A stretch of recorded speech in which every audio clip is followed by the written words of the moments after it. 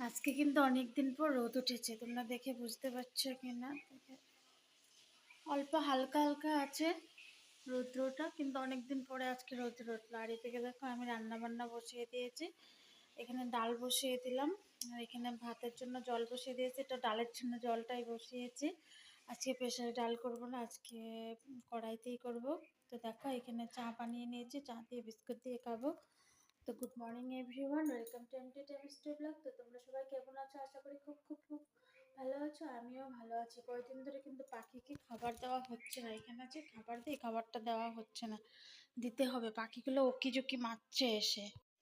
তো দেখো প্রথম পাখি কিন্তু সকাল সকাল উঠে উঠে পড়তে বসে গিয়েছে। ওরা আজকে হোমওয়ার্ক ছিল, কালকে হোমওয়ার্ক করে রাখতে পারেনি, তাই জন্য আজকে উঠে হোমওয়ার্ক করে নিচ্ছে।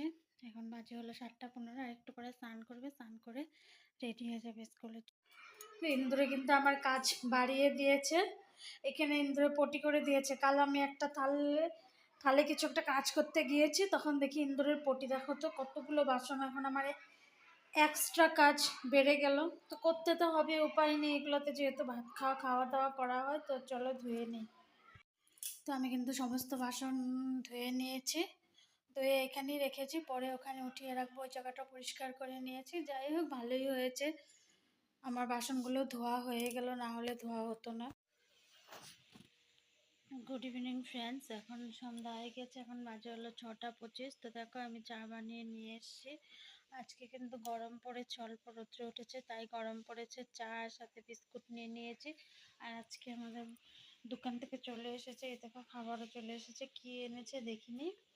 আর এতে ছেলের জন্য এনেছে হলো কলম, চকলেট, আর এখানে আছে চাউল, আর এখানে একটাতে কি যেন আছে বলতে পারছি না। ও প্রসাদ আসছে কালকে পুজোর।